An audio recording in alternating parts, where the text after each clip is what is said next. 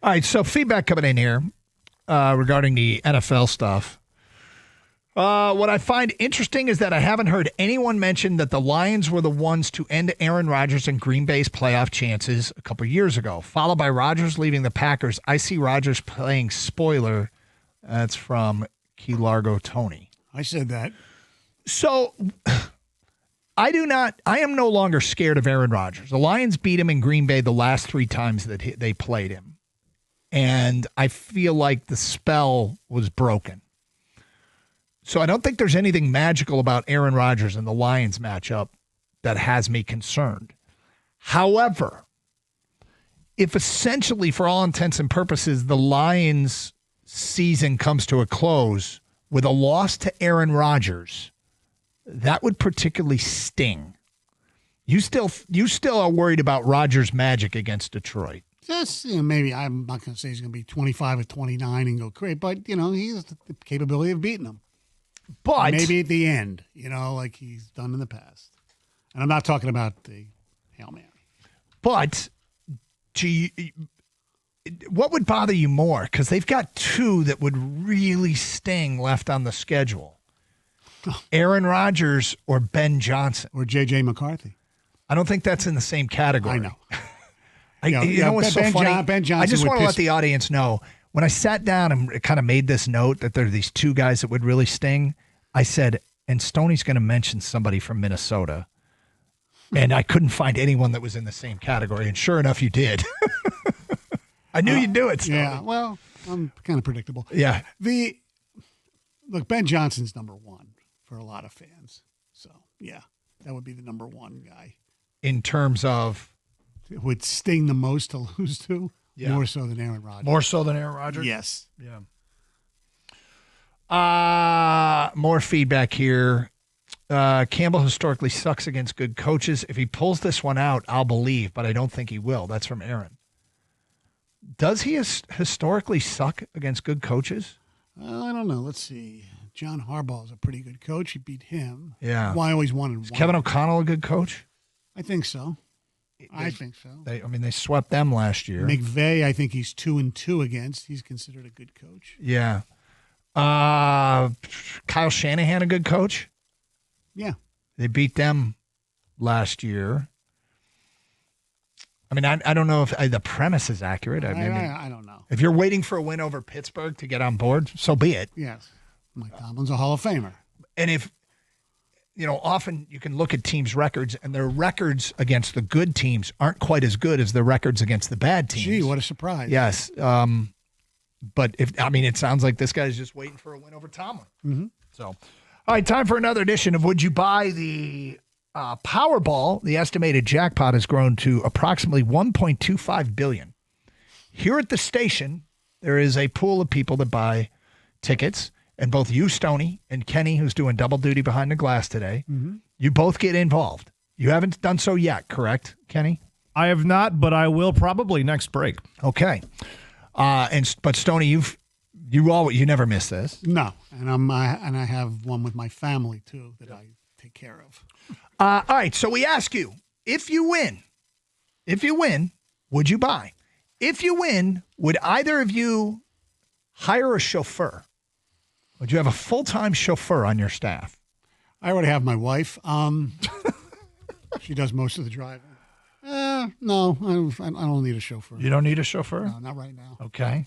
Kenny, $1.25 billion. If you win, would you hire a full-time chauffeur? In terms of the cost that this would probably incur, I don't think it's that much compared to all the other things that are probably on your list. Right. And I feel like getting point A to point B, I'm getting down to games easier. I'm getting, if I want to have a bar night, I'm getting there way easier. I'm getting back way easier. Yeah, of course I would buy that. Okay. So, Kenny, if you hit, you will hire a chauffeur. Absolutely. All right. Next up, if you win, will you buy a ticket to see Ole Miss at home versus LSU next year, which would be Lane Kiffin returning to Ole Miss? Who's Michigan playing that weekend? We don't know. We don't know yet. Sure. Why not? That would be fun. I've only been to one SEC game. That was at Georgia, and that was a while ago against Vanderbilt.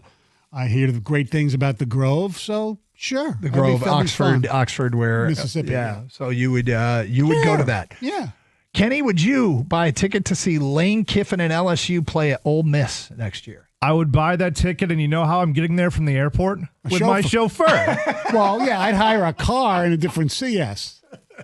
I just want to be clear. There are certain situations where I would hire a car. You'd have a driver. You'd have a driver now and again. You just wouldn't have one on full time. Exactly. That one's not going to be your wife, though, right? No. Okay. No, I don't think she would go to the game. All right. If you win, would you hire or rent out a bobsled track or ski jump facility to participate in either the bobsled, the luge, or go ski jumping? Not a shot in hell. I'm with Stoney, not a shot in hell either. Okay. You would, though, Doug, wouldn't you? There's no question I want to do like a bobsled or a luge or something like that. Ski jumping, no. But would I love to try and get down from top to bottom on an Olympic ski run? Mm-hmm. Yes, I would love to do that. Now, what's scary is when you see those runs, how insanely steep they are. Now, what I might want to do, to experience the luge once, fly to Lake Placid, hire a chauffeur to take me to the Lake Placid training ground and rent it out for a day or something like that. That I might do, but I'm not going to buy the whole thing. No, not buy it. Just rent it out and do it is what the question was. Oh, okay. Yeah, I could see doing that. That'd be fun. I think every kid that ever sleds is like, dude, the luge is the greatest thing ever. Yeah. All right.